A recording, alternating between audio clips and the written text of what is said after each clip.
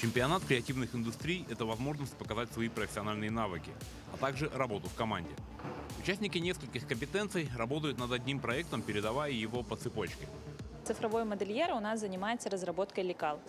То есть мы ждем на данный момент от компетенции дизайн модной одежды и аксессуаров эскиз.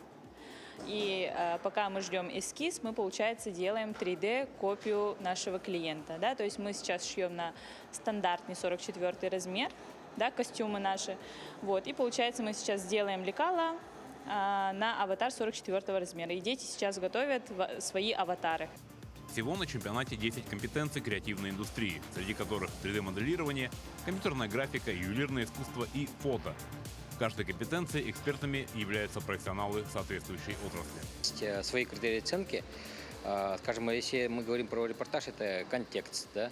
Если мы говорим по рекламную съемку, то нужно понимать, какой продукт, и этот продукт нужно показать в лучшей степени. Да?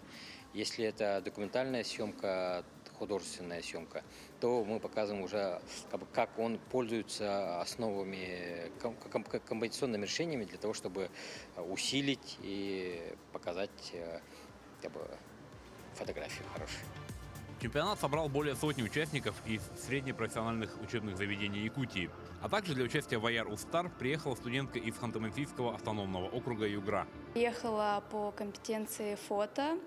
Меня сюда пригласили как активную студентку. Вот, в своем колледже я также фотографирую. Это репортажные съемки, какие-то съемки, которые у меня просят отдельно. Я была вообще только за, потому что это, во-первых, путешествие, новые эмоции, новые лица, знакомства.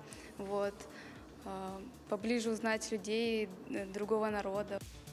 Чемпионат продлится до воскресенья, когда будут завершены все проекты. Команда, которая покажет лучшую работу по всем этапам проекта, будет объявлена победителем чемпионата. Александр Хавренко, Семен Семенов, Якутск.